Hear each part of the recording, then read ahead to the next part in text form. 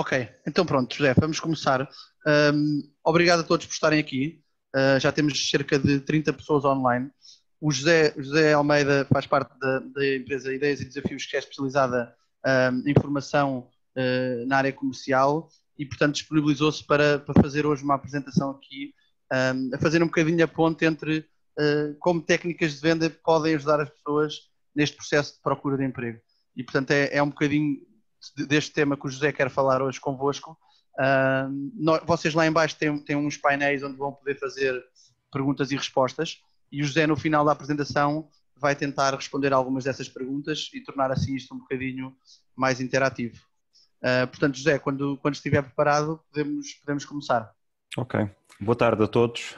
Bem-vindos a este webinar. Gostava de vos falar um bocadinho de nós.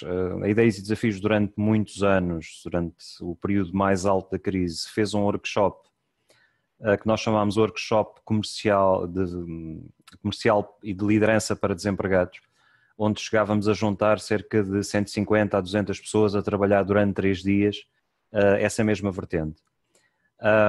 O projeto foi muito giro, entretanto fizemos 12 edições e achámos que tínhamos de reinventar o modelo.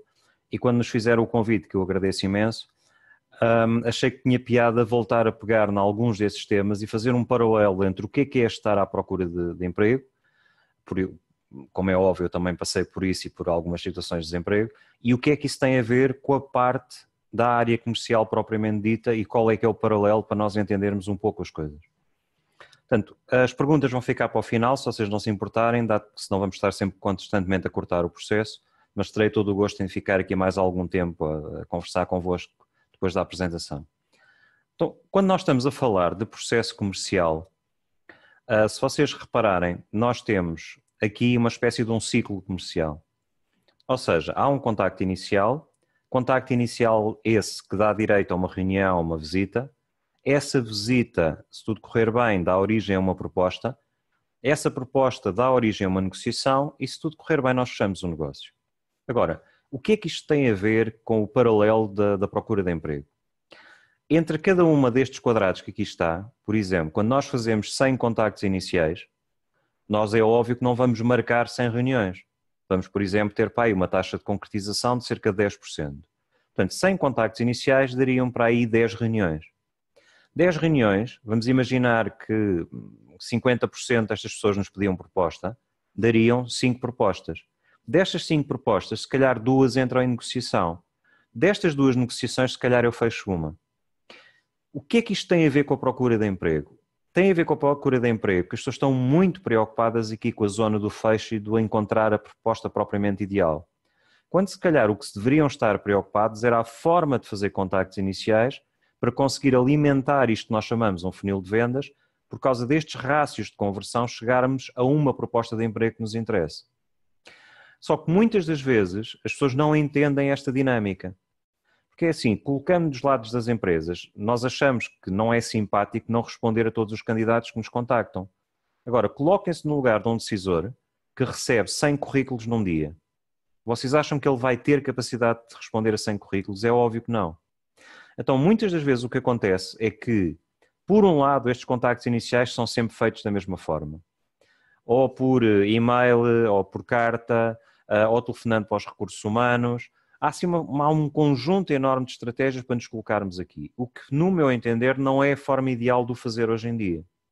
Porquê? Porque se vocês mandam aqui uma carta ou um e-mail ou algo do género, por mais diferenciado que ele seja, e cai numa pool de 100, 200, 300, 400 envios para uma mesma vaga, o que vai acontecer é que vocês são mais um.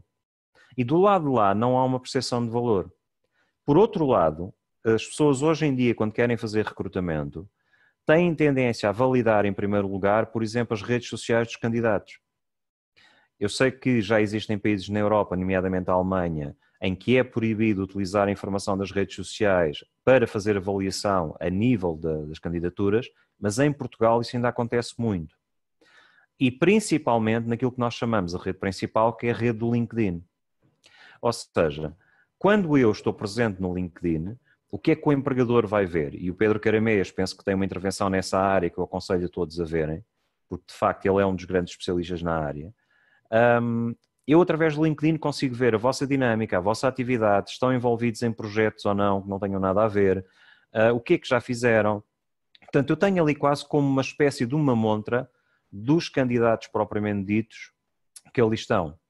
Agora, a questão que se coloca aqui é como é que eu vou funcionar com isto? Em primeiro lugar, eu tenho de entender o jogo dos números. Todos concordarão que quanto mais contactos eu tiver, mais reuniões ou entrevistas de emprego eu poderei ter, que por sua vez poderão dar origem a propostas de emprego que vão ser negociadas e finalmente chega àquilo que eu quero. Portanto, esta mecânica que vocês aqui têm do processo comercial é exatamente igual ao processo de emprego. Porquê? Porque pura e simplesmente, se eu não estiver constantemente aqui a fazer contactos, o que vai acontecer é que eu nunca vou ter aqui uma oportunidade. Ou então, quando a oportunidade surge aqui, como é a única que eu tenho e estou aflito de facto para ter um emprego, eu não vou ter capacidade negocial perante o empregador. Porque, por exemplo, imaginem que eu tenho aqui 3 propostas de emprego ou 3 situações de emprego. É óbvio que eu aqui vou poder escolher a que mais me indicada é para mim. Ou que tem melhores condições, ou que me dá mais gozo e paixão de fazer. Agora, se eu porventura só tenho uma e estou de facto a precisar de trabalhar, o que é que vai acontecer? Eu vou agarrar aquela uma. Provavelmente até pode não ser a ideal. Eu aceito que isso seja feito no início da carreira, como eu fiz, que tive de agarrar aquilo que aparecia à mão, mas quando nós começamos a evoluir e ter alguma experiência, as coisas já não funcionam dessa maneira. Então, primeira fase, ter um bom processo de contacto que esteja todas as semanas a funcionar. Para quê? Para ir alimentando aqui este fluxo. Ou seja, contactos passam reuniões, reuniões passam propostas, propostas de negociação e fecho. E depois, variar a forma de contacto inicial para que vocês consigam ter várias formas de chegar às pessoas. Porque repare, o que é que aconteceu nos últimos 10 anos, por exemplo, em termos da mudança do mercado? Se eu antes, decisor, recebia 1 ou 2 contactos ou 1 ou 2 currículos por dia, quando foi a questão da crise, é óbvio que toda a gente começou a mandar currículos em barda. Este canal de contacto vai ficar entupido. Por outro lado, se vocês se colocarem do lado do decisor que está na empresa, as estruturas e as equipas começaram a ser diminuídas. Portanto, eu, decisor, tinha 3 ou 4 pessoas para trabalhar comigo, se calhar agora só tenho 2 e tenho de fazer o mesmo trabalho. Portanto, por um lado há um entupimento do canal deste lado. Por outro lado, há as pessoas que supostamente olhariam para o currículo e que não têm tempo porque a sua estrutura ficou mais diminuta. Isto foi um hecatombe completa. Então, muitas das vezes o que nós dizemos é, continua a valer a pena concorrer? Continua. Agora, eu tenho é de ter várias portas de entrada e várias formas de chegar aqui aos decisores que não sejam somente o envio do currículo. Porquê? Porque se vocês façam a experiência de falarem com alguém de família que esteja num cargo de direção ou que esteja nos recursos humanos, perguntem-lhes quantos CVs é que eles recebem por dia. Normalmente esse é um dos grandes problemas. Há ali um entupimento do canal. Então, mas como é que eu chego de facto a uma situação em que eu tenha de facto satisfação no meu emprego? Há uma fórmula que me ensinaram há muitos anos que para mim funcionou. Em primeiro lugar, eu tenho de perceber o que é que eu sou bom a fazer.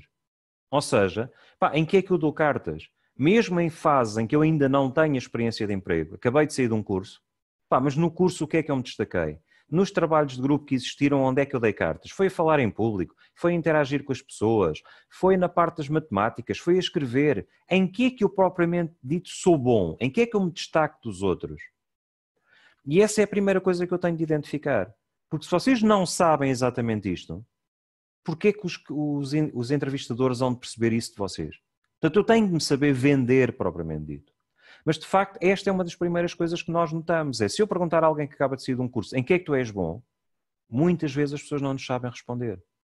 Então, se de facto isso é uma mais-valia, então vale a pena, se calhar, investir tempo a perguntar, tu és o quê? Onde é que estão as tuas mais-valias? És dinâmico? És proativo?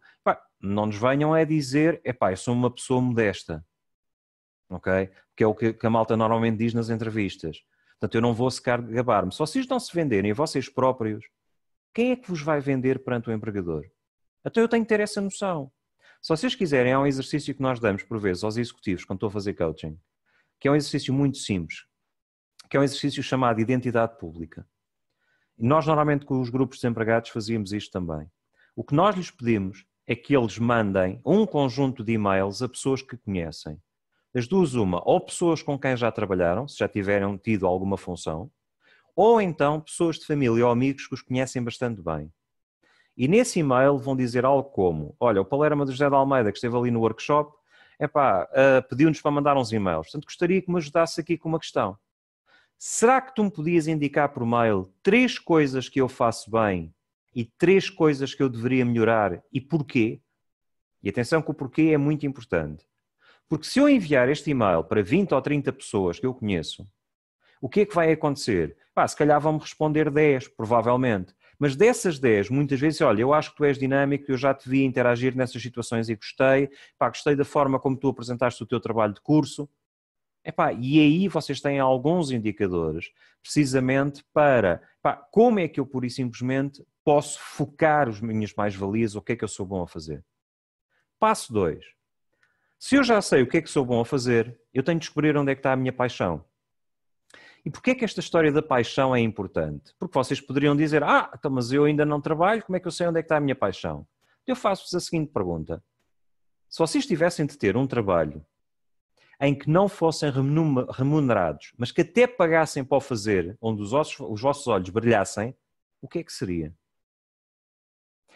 E quando eu começo a pensar desta maneira, eu começo a ter algumas noções de para que lado é que eu tipicamente gostava de ir em termos de trabalho.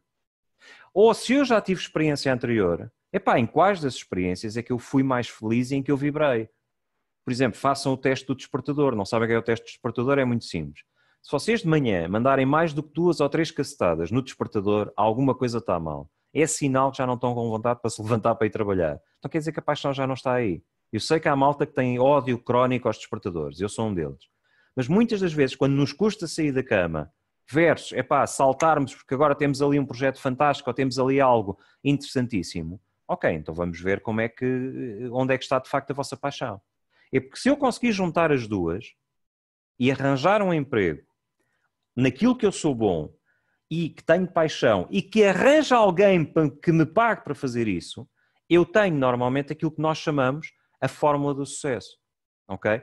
Tendo essa fórmula do sucesso, o que me falta é perceber onde é que o mercado tem necessidade de mim. Porque reparem, diz que há desemprego e de facto há. Então porquê é que eu tenho amigos meus que estão em empresas de tecnologias de informação, por exemplo, desenho do X, que é desenho de interfaces, não conseguem arranjar ninguém e vão importar da Polónia? Porquê é que eu tenho montes de gente, por exemplo, na área comercial, que às vezes não conseguem encontrar perfis comerciais em condições? Então quer dizer que não é que não haja emprego. Agora, eu tenho é de perceber o que é que o mercado neste momento está a precisar. E eu com certeza que não vos estou a aconselhar a emigrar, porque Portugal é um país fantástico, temos montes de oportunidades aqui, mas, por exemplo, será que eu teria interesse em entrar na área do turismo? Vocês têm noção que a maior parte das unidades hoteleiras em Portugal, as que não estão nos grandes centros, têm uma dificuldade enorme, por exemplo, em encontrar perfis de direção, em encontrar perfis de vendas ou encontrar perfis especializados na área? Então, espera aí, será que eu me posso especializar num determinado nicho? Aí é que eu começo a tentar perceber onde é que o mercado tem a sua necessidade. Porque se eu estou a apostar em zonas, por exemplo, que estão completamente preenchidas, eu não estou a descobrir aquilo que tecnicamente nós chamamos o Oceano Azul. E o que é o Oceano Azul? Isto deriva de um livro com o mesmo nome, A Teoria do Oceano Azul, que é onde é que estão os oceanos que não estão cheios de piranhas e cheios de concorrência. Porque, de facto, é por aí que eu tenho de começar quando estou à procura de emprego. Juntando o que é que eu sou bom a fazer. Depois, tipicamente, onde é que está a minha paixão? Porque se eu conseguir juntar as duas melhor. Terceiro, procurar alguém que me pague para fazer isso. Agora, é óbvio que no início eu não tenho experiência. Provavelmente vai ser difícil. Então, naquela parte de entrada do contacto, vocês têm de criar estratégias para chegar às pessoas. Por exemplo, nós tínhamos malta desempregada naquele grupo. Uma das coisas que fazia depois de passar pelo programa de formação era bater à porta das empresas. Olha, eu tive um curso na área comercial com ideias e desafios e uma das coisas que eu gostava de experimentar era a área comercial. Você importava-se que eu fizesse o trabalho comercial como comissionista, pagando apenas comissões, durante 3 meses a ver se de facto isto faz sentido para mim ou não? Reparem, muitas das vezes as pessoas dão valor a este tipo de iniciativas. Eu não estou a dizer que vocês não possam apanhar malta que são oportunistas e que, desculpe o termo, vão espremer até ao tutano. Agora, por vezes, pode ser uma porta de entrada. Porque estando lá dentro, Pá, vocês estão a aprender a carreira, estão a ver se encaixam na área comercial ou não, e a partir daí, então, se calhar pode não ser ali, mas já disseram que tiveram a trabalhar como comercial durante 3 meses na empresa tal. Outras situações têm a ver com as redes sociais. Por exemplo, eu normalmente tenho uma presença muito forte no LinkedIn. E uma das coisas que normalmente eu tenho notado, por dia, há 50, 60, 70 pedidos de ligação ao meu perfil. E estou quase a chegar ao limite, portanto estou a começar a ser um bocadinho mais seletivo nas pessoas que aceito na rede. Mas a quantidade de malta que, pura e simplesmente no LinkedIn, me aborda e pede conexão, e quando eu vou ver, pura e simplesmente percebe-se perfeitamente que ainda são estudantes, é imensa. Deixem-vos dar um conselho. O LinkedIn é uma rede de negócios. Não funciona como se fosse o envio de um e-mail. Não é a situação mais oportuna para vocês baterem à porta de um diretor e mandarem o currículo, está aqui o meu currículo que estava a trabalhar na vossa empresa. Provavelmente vão ser ignorados da mesma forma que foram ignorados através do e-mail. Ok, mas tu há bocado disseste-me que a nível do LinkedIn, nas redes sociais, é onde as pessoas tipicamente mais estão a recrutar. Só que nós procuramos talento, não procuramos malta que só dispara o currículo. Então a questão que se coloca é: como é que eu eventualmente posso chegar a demonstrar o meu talento numa rede social? Uma das coisas que vocês têm é os grupos de discussão. Vocês têm grupos onde são especializados para a área de recrutamento, têm grupos de recursos humanos, têm grupos de vendas, mas se procurarem pela palavra Portugal, vocês vão encontrar montes de grupos no LinkedIn. O que é que tipicamente eu posso fazer? Em primeiro lugar, ter um perfil em condições. Vejam, por favor, a palestra do Pedro Caramês e vejam como é que um perfil deve ser montado. 2. Se eu tenho trabalhos de curso, apresentações, vídeos que gravei para algumas situações. Nós tivemos uns miúdos giríssimos numa das formações, que tinham tido uma série de vídeos que gravaram, que eles eram do técnico profissional da área de marketing e publicidade, que agarraram, colocaram esses vídeos lá no perfil. Meteram alguns artigos que eles próprios escreveram, algumas análises, e isso é que compõe o perfil para quando eu, recrutador, vou ver quem é que me está a pedir conexão, se este indivíduo tem interesse ou não tem interesse. Depois é começar a dar à rede, não é ligarem-se a toda a gente e mais alguma, que isso não faz sentido. É pura e simplesmente começarem nesses grupos de discussão ou no vosso perfil a publicarem artigos de interesse na vossa área onde vocês pretendem arranjar emprego. Vamos imaginar que eu gostava imenso de trabalhar numa área de qualidade. Por que não começar a pegar em alguns artigos internacionais na área da qualidade, traduzi-los e republicá-los dentro da rede do LinkedIn, pedindo permissão ao autor, como é óbvio. Vamos imaginar que eu gostava da área comercial. Ok, porque não participar nas discussões? Perceber onde é que tipicamente se faz networking hoje em dia em termos presenciais. Ou seja, colocar-me em exposição para que sejam os outros a pedir para eu entrar num processo de recrutamento e não ser eu, através de mais um e-mail, a tentar entrar dentro do processo. Portanto, há aqui muita questão que se lhe diga. Agora, se eu estou a bater na área preenchida, onde está toda a gente a tentar procurar emprego e não vou para o Oceano Azul, normalmente o que acontece é que, tipicamente, eu não vou conseguir chegar a ninguém. Ou quando chega, sou mais um. Portanto, o meu conselho, normalmente, em termos de venda, é que saibam muito bem aquilo que vocês querem, ou seja, saibam o que é que são bons a fazer, onde é que está a vossa paixão, onde é que os vossos olhos brilham quando estão a trabalhar, que até se nem vos pagassem, vocês fariam aquilo lá mesma. Em terceiro lugar, procurar alguma empresa onde tipicamente isso se encaixa. De que forma? Tendo formas diferenciadas de chegar às pessoas através das redes sociais, participando em conferências e eventos. Há muitas conferências que, porventura, que são pagas, mas que as pessoas até guardam alguns lugares, por exemplo, ou têm preços especiais para estudantes. Por que não experimentar isso? Por exemplo, há grupos de treino de falar em público, nomeadamente os Toastmasters, onde existe muita gente que vai lá para aprender a falar em público, e aquilo são encontros semanais, que são ótimas formas de networking e de conhecer pessoas. Existem possibilidades de entrarem em projetos de responsabilidade social, onde muitas das vezes as empresas também estão presentes. Portanto, a ideia aqui é eu expor-me ao mercado, demonstrando as minhas competências e as minhas mais-valias, por forma a que depois o mercado me possa encontrar. Eu não sei se isto faz sentido para todos, portanto já sabem que não vamos conseguir chegar a toda a gente com as dicas que estamos a dar, mas se apanharem uma ou duas coisas destas, será de facto uma ideia com que vocês ficarão.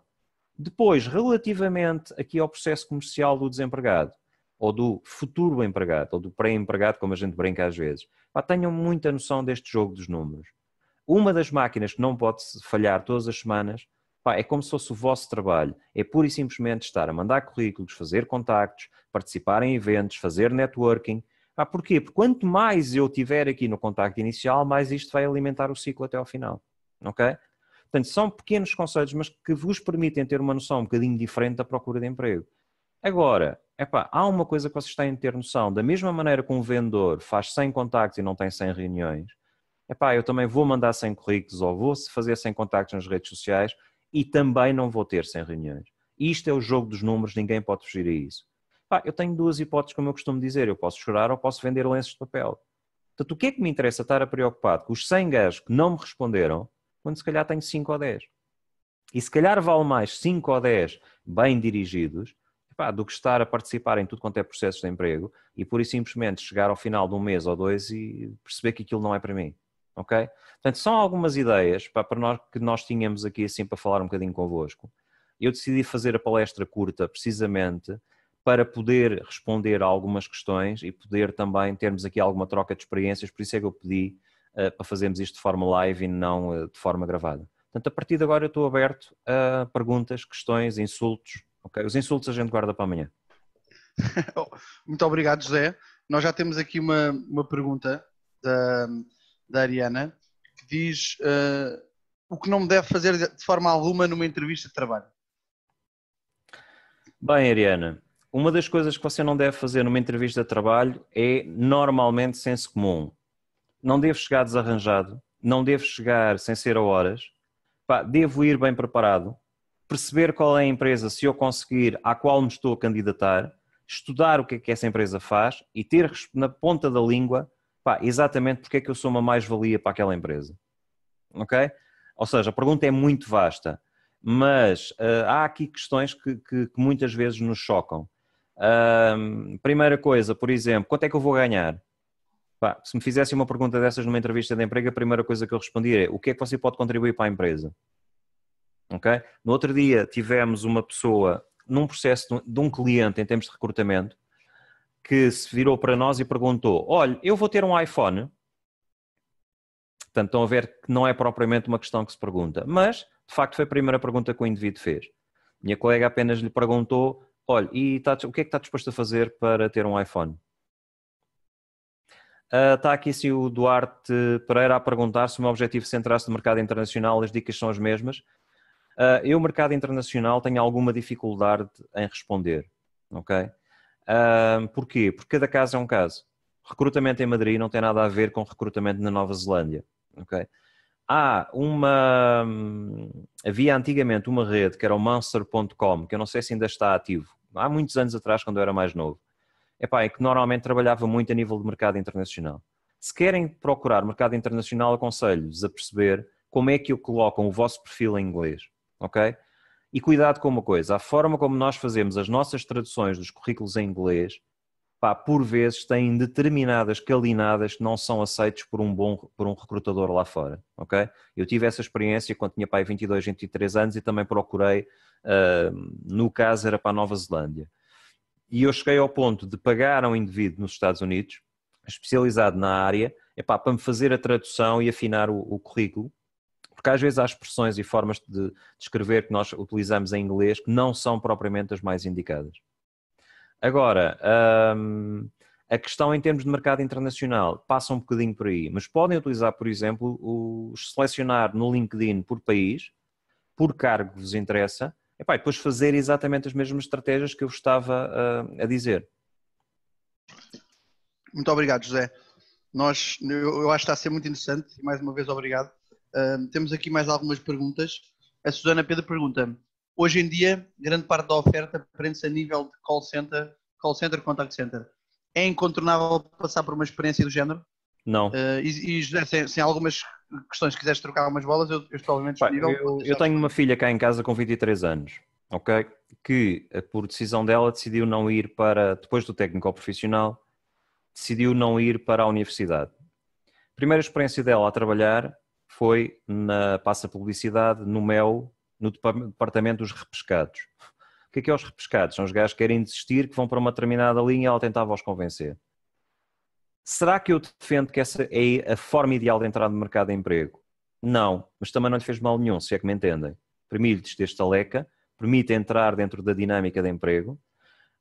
E a partir daí ela teve outras experiências que também não foram das mais excepcionais, nomeadamente trabalhar numa loja da Nós, depois foi para uma loja de centro comercial e finalmente, após 3 iterações, pura e simplesmente ela conseguiu arranjar um emprego numa entidade que faz, como é que se diz, faz trabalho aos contratos de seguros e acidentes de trabalho e coisas desse género. Será que ela na terceira iteração, se tivesse aparecido em primeiro lugar, teria a mesma estaleca para conseguir concorrer? Não sei. Eu também, o meu primeiro trabalho que eu tive foi numa loja há muitos anos atrás, nas Amoreiras, numa loja de fotografia, que ainda existe, tem outro nome, que era a Blitz. E não me fez mal nenhum, aprendi imenso. E depois as experiências de que nós vamos tendo, é óbvio que no início vão ter de começar por algum lado. Agora, é óbvio que a maior parte das coisas que vocês encontram no mercado é os call centers, porque é o que mais aparece. Agora, outra coisa que normalmente aparece também é o trabalho temporário. E que as pessoas me perguntam, mas e o trabalho temporário? Mas aquilo não é um bocado chato? É, mas há muitas empresas, por exemplo, a Mariana quando entrou para esta seguradora, os primeiros 6 meses foram feitos através de uma empresa de trabalho temporário porque eles não recrutavam de outra maneira. Porquê? Porque é um risco muito grande, face à legislação hoje em dia, nós estarmos a apostar numa pessoa, ela passar ao quadro e depois pura e simplesmente não vir-se a verificar que não serve para o lugar. Então muitas empresas utilizam essa parte como sendo uma espécie de processo de depuração. Eu não estou a falar daquelas que utilizam essa situação a funcionar tipo às pasadas. Entram 10, depois entretanto está para chegar à terceira renovação e aquilo vai outra vez ao contrário. Não é isso que eu estou a dizer. O que eu estou a dizer é que por vezes há empresas idóneas, por uma questão de orçamentos internacionais, que era o caso desta, primeiro entras dentro do processo da empresa de trabalho temporário. Se nós gostarmos de ti, ao final de 2 períodos, então nós passamos-te ao quadro. Foi o que aconteceu com ela, percebem? Portanto, há várias formas de entrada, percebem? Mas agora, não tem obrigatoriamente, pura e simplesmente para ser pelo call center ou ser pelas empresas de trabalho temporário. Agora, se eu não tenho bastantes opções de contactos e não faço disparar para vários pontos ao mesmo tempo, eu vou chegar ao final daquele funil que eu vos mostrei do processo comercial e eu chego ali ao fecho e só tenho o call center ou o trabalho temporário. Percebem o que eu quero dizer? Portanto, vai depender muito do que é que vocês, nesta primeira fase, conseguem gerar em termos de contactos. Mais perguntas? José, temos aqui várias. Eu podia-te, não sei qual é a tua disponibilidade de tempo ainda. Eu tenho tempo, escolher algumas. Ok. Temos aqui a Patrícia a perguntar: quando insistimos semanalmente para obter um cargo, as empresas acham-nos uns chatos ou pensam realmente que queremos aquele trabalho? Espera aí que isto entretanto começou para aqui a rodar para baixo e eu já nem estou a ver o Q&A. Ora bem, temos a Patrícia, não é? Exatamente. Ora, pensam que realmente queremos aquele trabalho. Depende. Porque é que a Patrícia não pega em si e não vai lá bater à porta do recrutador e pede para falar com ele pessoalmente? É uma opção. Ok? Porquê? Porque cara a cara é completamente diferente por um e-mail ou carta. Eu posso concorrer através do processo. Mas, posso também ir bater à porta e dizer, olha, seria possível falar com esta pessoa, com esta técnica, com a pessoa que estiver responsável? Eu gostava de trocar só algumas impressões com ela, também para perceber se de facto tenho um fit para este trabalho ou não. Sou mais um currículo, mas já tive um contacto com eles. Qual é a melhor forma de fazer o contacto inicial? E-mail, carta ou presencial? Depende da situação. Vocês têm situações, André, que pura e simplesmente não vos deixam estar presencial ou não nos deixam, a não ser que seja por e-mail. E existem recrutadores que não têm sequer autorização do cliente para divulgar quem é a empresa. Eu sei que isso é chato, mas às vezes acontece, porque é o próprio cliente não quer que se saiba no mercado que está à procura de determinado trabalho. Ok? Portanto, não há uma resposta única para essa. O que eu lhe estou a dizer é que é e-mail, é carta, são feiras de emprego, é tudo aquilo que mexa e seja legal, como eu costumo dizer. Porque quanto mais vocês estiverem na fase de contacto e mais opções, mais probabilidade vocês têm de chegar à frente. O Tiago destacar do José, teoricamente não tem. Isso eu já respondi no webinar, por favor veja a gravação depois, Tiago. Dica especial para... Ora, o que é que vem a seguir? Alguma dica especial para procurar emprego quando já se tem quase 50 anos e na área onde está inserido editorial está em crise e eventualmente há necessidade de mudança de área? Isaías, nós tivemos muitas pessoas nos workshops de desempregados que estavam acima da barreira dos 40, que tecnicamente se consideram velhos. Atenção que eu tenho 47, também já lá estou. Aquilo que nós notávamos é que as pessoas que estavam nessa faixa etária normalmente pegavam no conhecimento que tinham e procuravam mudar para outra área. Okay? Ou seja, veja onde é que você é bom e veja, por exemplo, se pode montar o seu próprio negócio a nível de consultoria editorial, porque há muitos autores que hoje em dia não sabem como navegar no mundo das editoras, ou, por exemplo, ajudar as empresas a publicar alguma coisa que eles tenham. É procurar ter a experiência que você tem, mas se calhar não estar ligado a uma estrutura, porque nós sabemos como é que o mundo das editoras está, que eu também sou autor e também percebo bem o que me quer dizer. Ora, mais coisas. Meu caro Paulo, anúncios anónimos, responda. O que é que tem a perder?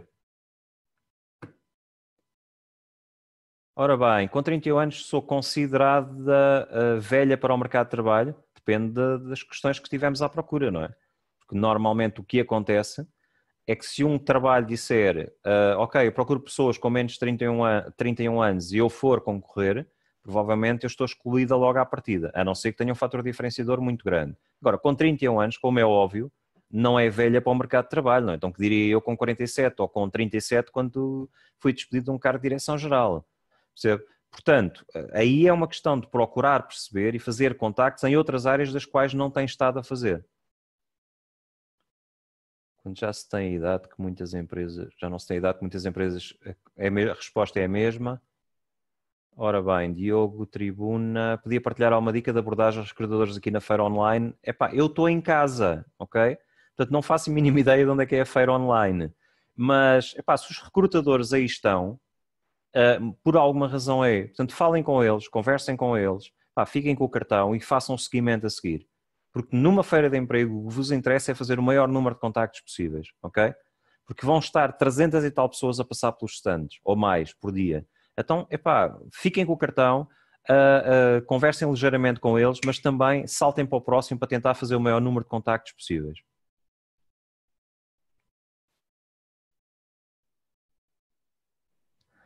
Alguém está aqui a perguntar, ora bem, como conseguir uma entrevista de emprego sem haver uma oferta de trabalho pré-existente? Pode ir diretamente aos recursos humanos e deixar o CV? Pode. Hoje em dia, a maior parte das vezes, isso funciona com trabalho temporário. Não é algo que eu aconselho propriamente dito, ok? Porquê? Porque, não, reparem, se você deixar o currículo e a vaga só aparecer passado um ano, a maior probabilidade é que o seu currículo não esteja válido. Você pode fazer isso, mas em sítios que tenham uma grande rotação. Okay? O que é que são sítios de uma grande rotação? Por exemplo, o retalho. Está sempre a precisar de pessoas. E aí sim faz sentido que os gajos pegam nos currículos e vão chamando. Agora, noutras situações, não. A nível académico, um MBA é um investimento que depois se irá verificar ganho profissional. Hoje em dia valoriza mais a experiência dura que académica. Depende das áreas. O que eu costumo dizer é que vocês não precisam de um curso para arranjar emprego.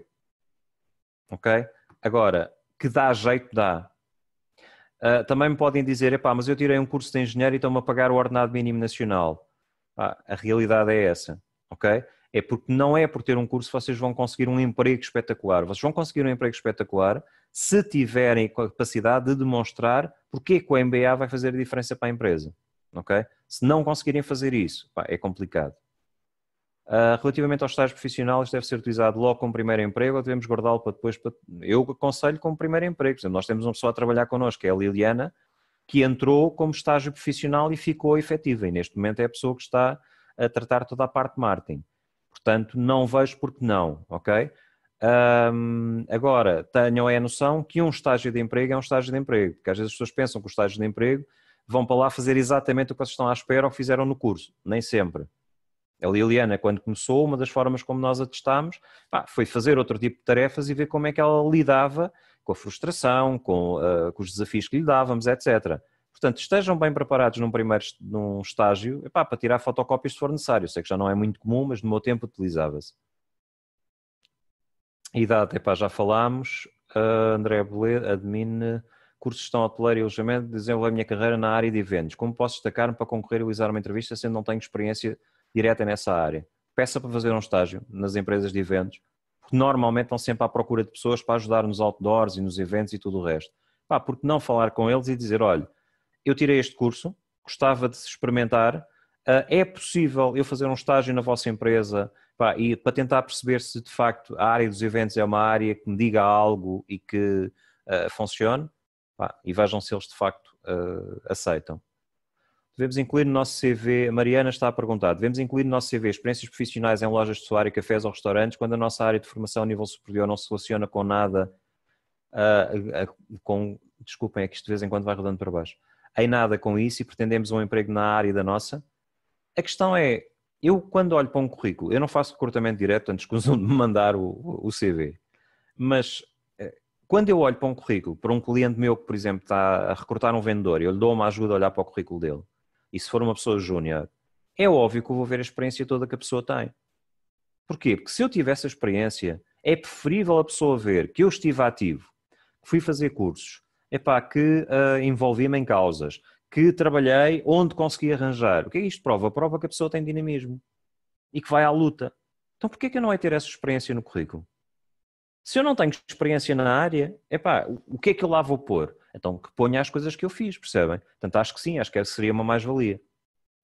Ora bem, João Mendes, boa tarde. A opinião de José, qual é a melhor forma de abordagem de um candidato que tenha cerca de 20 anos de uma função, contabilidade, e que queria mudar para outra função que não tem experiência nessa função, nomeadamente de gestão? João, em primeiro lugar, acho que você tem de fazer formação na área. É das primeiras coisas. Formação em liderança, ver se há algum mestrado ou alguma pós-graduação na área que lhe permita mostrar a um potencial empregador que você tipicamente também tem essa formação. Seria por aí que eu começaria, ok? Ora bem, Ariana, nome giro. Certa altura resolvo mudar de trabalho, área de trabalho, como posso arranjar um emprego se tenho pouca experiência no trabalho? Aí vai ter de procurar ganhar conhecimentos na área. Não há nada como a formação, não há outra volta a dar. Nelson, um recrutador ficou de me ligar para agendar uma reunião, mas não o fez. Acho que devo ligar-lhe, atendendo, tenho uma proposta para fechar amanhã, porque a outra é mais interessante para mim. Conheço a pessoa há algum tempo. Claro que sim, o que é que perdem em ligar? Agora, tenha atenção, é que quando liga também pode dar a entender que está com fome. Ok? Portanto, isso tem de ser medido.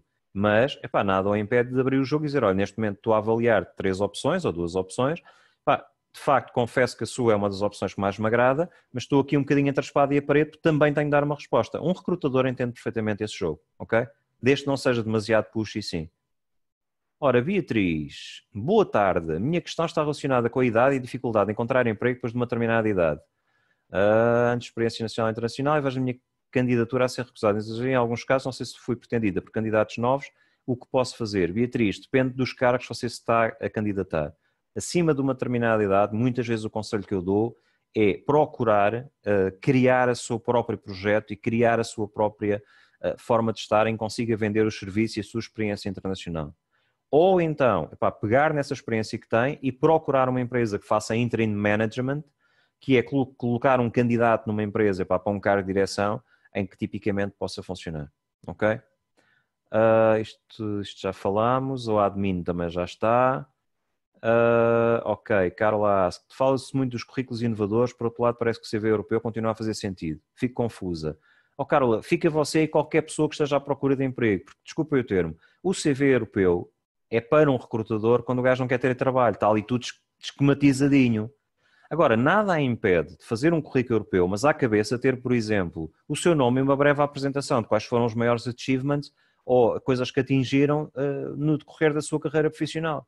Por exemplo, uma das coisas, ainda ontem estivemos a rever o currículo da Mariana e eu disse-lhe, porquê é que não pegas na experiência que já tens de contactos e ligas para os teus chefes, que até te davas bem com eles, e pura e simplesmente pedes um pequeno testemunho sobre o teu trabalho. Não é necessário mais do que 1 ou 2 parágrafos.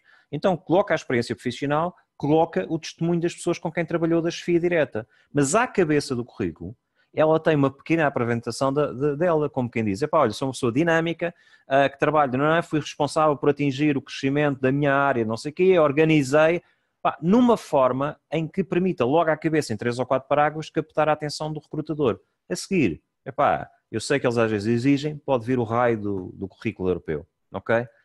Ora bem, Mafalda, olá, boa tarde. O quão importante é a carta de apresentação junto ao currículo? Fica sempre bem, ok? Eu diria que fica sempre bem. Uma boa carta de apresentação pá, com alguns tópicos e porque é que vocês acham que seriam a pessoa indicada para aquele currículo, mal não faz. Joana Basto, como conseguir um contrato num país agarrado aos estágios? Já fiz 2, a intenção era sempre a rotação. Joana, isso tem a ver com a primeira fase da intervenção que eu fiz. Exponha-se a outras situações. Pegue nesses estágios, coloque-os e comece à procura de outro tipo de coisa. Isso faz parte do jogo, Joana. Não há como fugir a isso.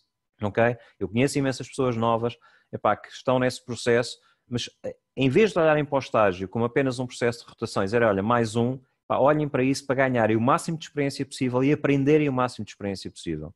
Ok? Porque se de facto for uma empresa que epá, se está a fazer rotação, é óbvio que vocês nunca vão ficar. Então, se nunca vão ficar, tirem o maior proveito disso. Aprendam, falem com as pessoas, procurem um bocado de mentoring, ou seja, do conselho das pessoas que estão lá dentro.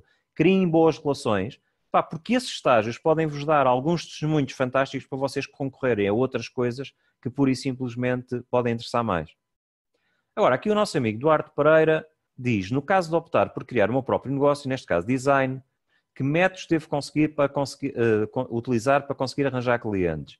Meu caro Duarte, é uma questão demasiado extensa para eu lhe responder aqui, mas pode passar muito pelas redes sociais e por trabalhar bem epá, a publicação de casos,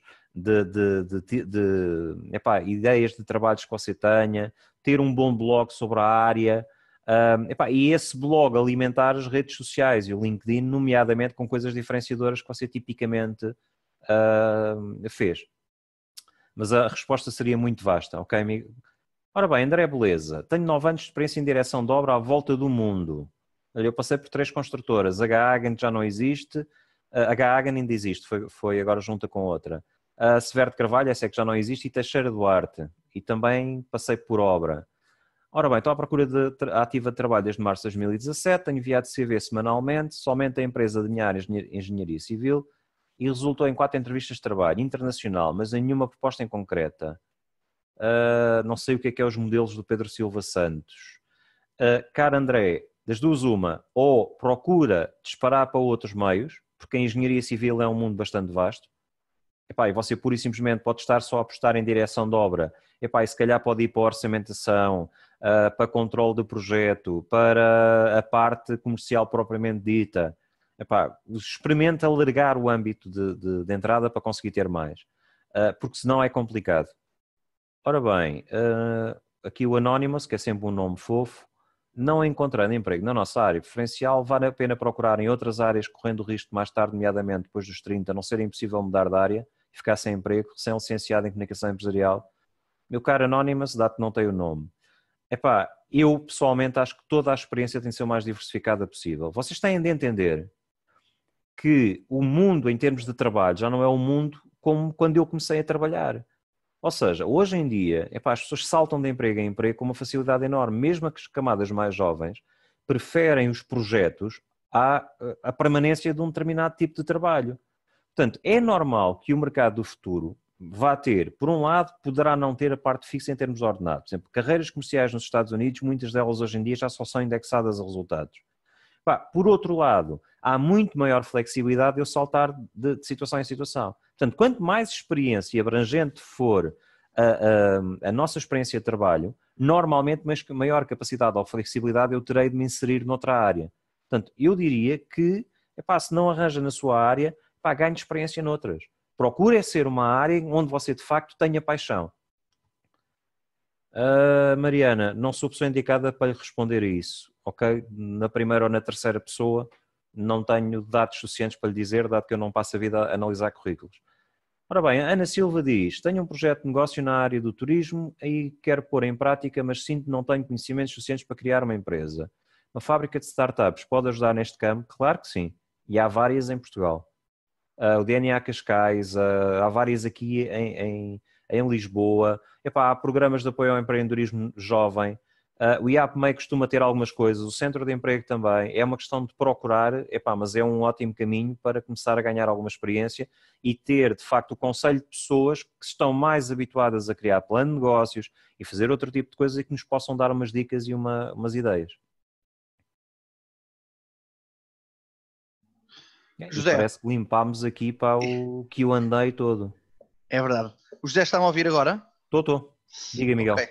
José, obrigado. A ver se ainda entram mais umas perguntas. Nós temos Olha, entrou a Joana Bastos. Boa, força, força. Oh, Joana, eu compreendo que seja difícil, ok?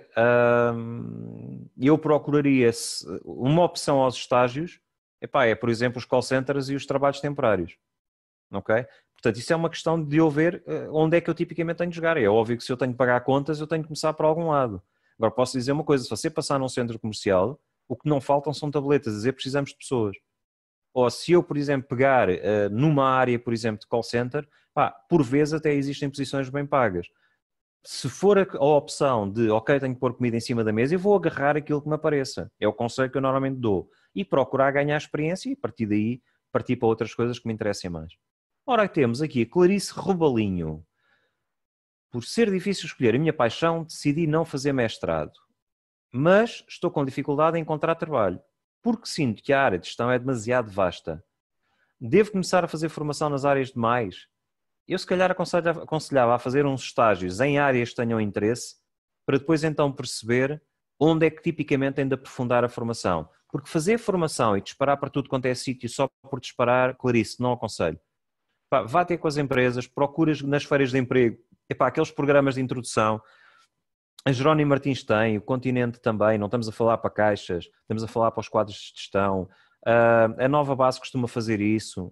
Procurem esse tipo de abordagens, porque pode ser uma forma de integrar um plano de entrada nas empresas, porque eles muitas vezes têm isso, os trainees, e tentar perceber dentro do âmbito da gestão onde é que tipicamente se encaixa melhor. Porque estar a partir para um MBA ou estar a partir para formação sem perceber em que área é que tipicamente tem de afinar competências, acho que não, eu pessoalmente não aconselho, mas é a minha opinião.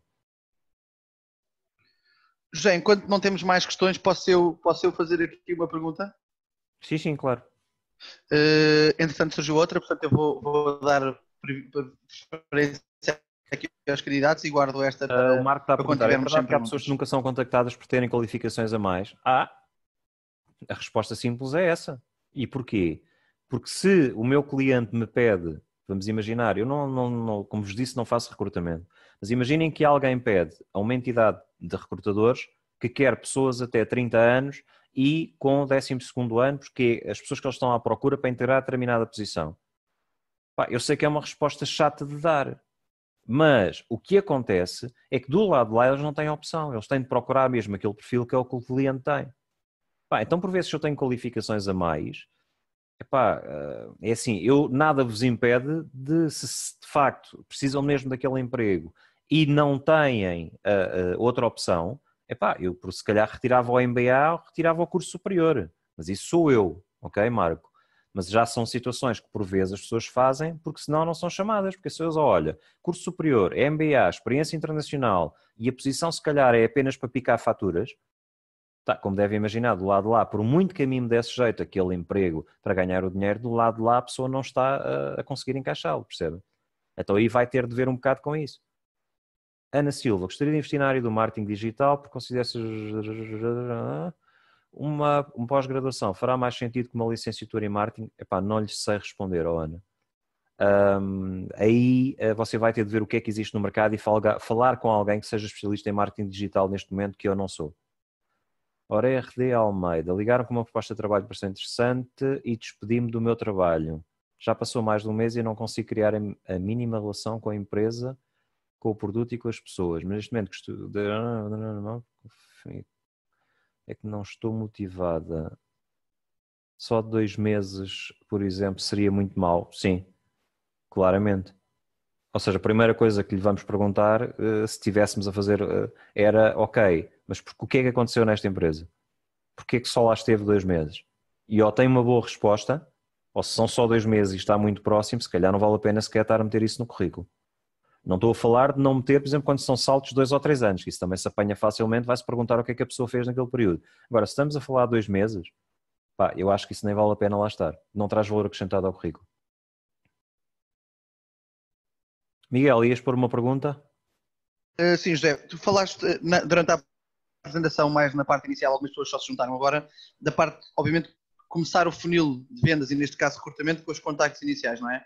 Sim. Eu queria que falasse um bocadinho sobre a qualidade desses contactos. Porque nós o que vemos aqui, por exemplo, vemos até neste evento está a acontecer algumas vezes, muitas pessoas que simplesmente fazem copy-paste da mesma mensagem em todos os stands. Obviamente, quem está do lado de lá não sente um esforço que a pessoa teve para perceber o que a empresa procura, no fundo, customizar a abordagem e mostrar que houve ali algum trabalho.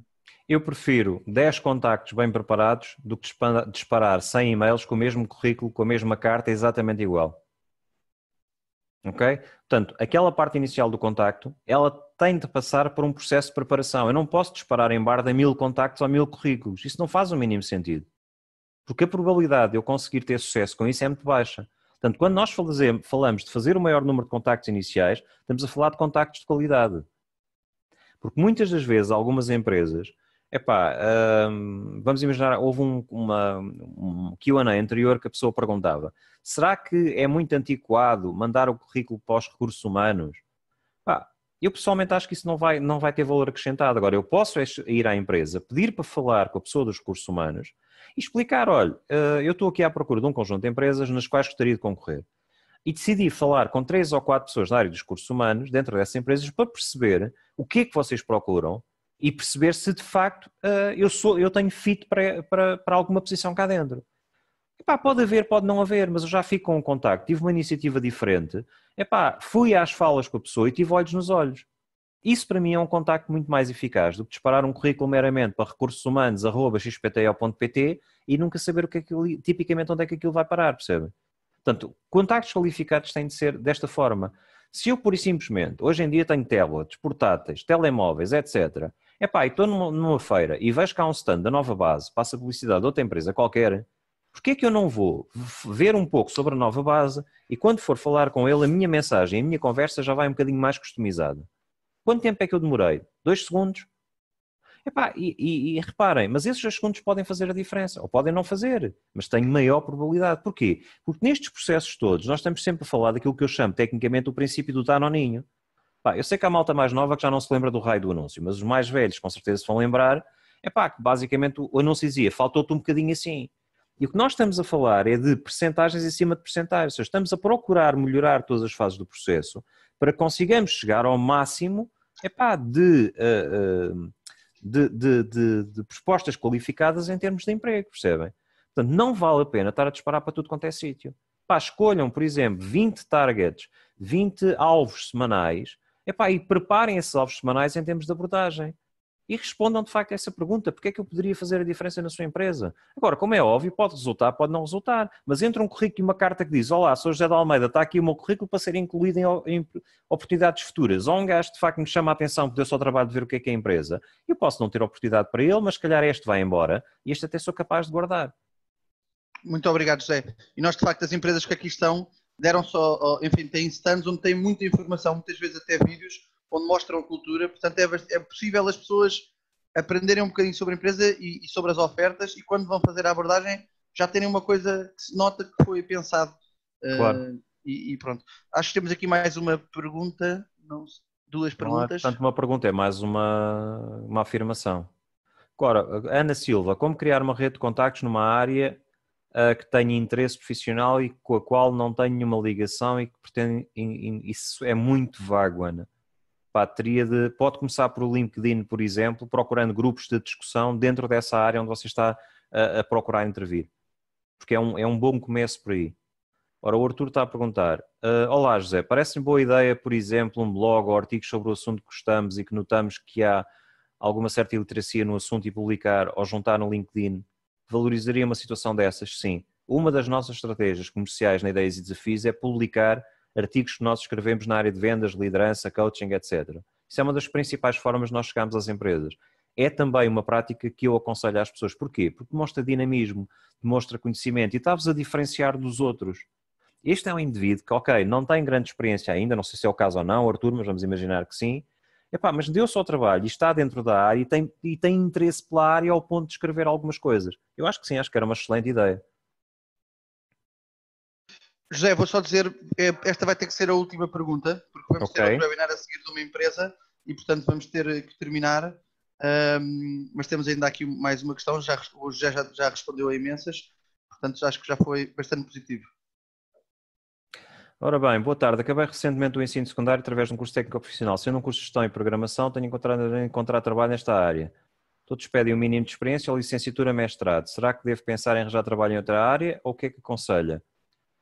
É assim, eu pessoalmente acho que você se calhar está a bater às portas erradas. Ou então, o tipo de competências que você ganhou nesse curso não são necessárias neste momento no mercado. Depende da linguagem de programação, depende do tipo de cadeiras que você teve. Pá, porque o que não falta aí são pedidos de malta na área de informática, nomeadamente a nível de programação. Agora, muitas vezes necessitam de facto de experiência. Pá, é uma questão de você começar a procurar ver se pode ganhar experiência nessa área em algum sítio. Ok? Porque normalmente a noção que eu tenho pá, é que se está à procura de muita gente na área de informática. Bem, vamos encerrar o Q&A. Epá, espero que tenham gostado. Foi do coração, como disse ao Miguel, epá, estou aqui com todo o gosto. Por isso, epá, força, continuem. Epá, e se levarem uma ou duas ideias daqui, epá, já fico contente que já foi positivo. Muito obrigado, José, mais uma vez, pelo vosso Nada, tempo. obrigado eu. A quem só chegou mais tarde, logo a seguir a terminarmos, vai ficar tudo disponível, portanto podem revisitar. E mais uma vez, obrigado, José. Nada. Adeus, obrigado.